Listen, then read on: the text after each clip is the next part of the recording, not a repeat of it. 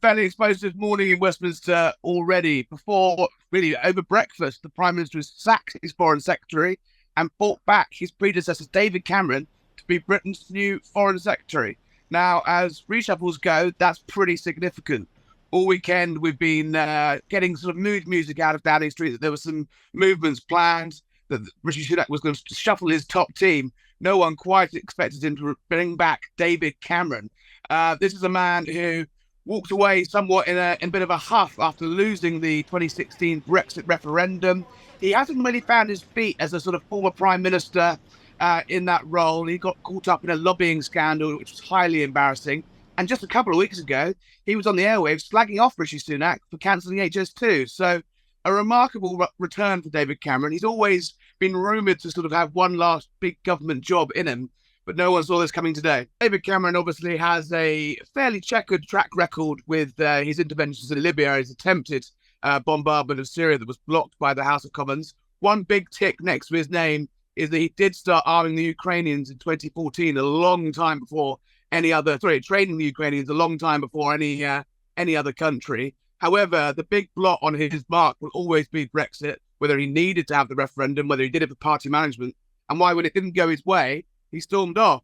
Now, there'll be some very worried right-wing and Brexiteer MPs on the Tory backbenches that this is a sign from the centre that they're willing to be closer to Europe after all those years of squabbling over our exit terms. However, I would say that things are probably too far down the line for there to be any significant change in our relationship with Europe this side of an election. And you can see what Rishi Sunak is trying to do. He's a relatively inexperienced prime minister. He's never won a Tory leadership election. He's never won a general election.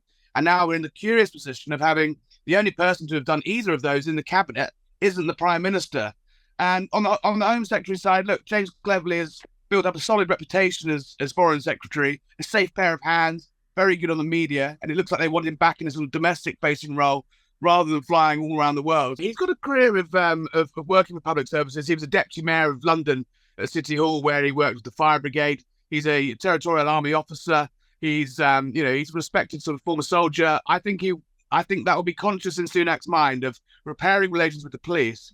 But as the Sun revealed this morning, Sunak is taking a whole host of Braverman's ideas of toughening up the laws around protests, banning things like dressing up like terrorists, or some of the sticker chants we've seen at protests, throwing fireworks and smoke bombs and trampling all over statues and bus stops. Now, he's taken Braverman's policies. He's just sacked Braverman. Does any of this matter?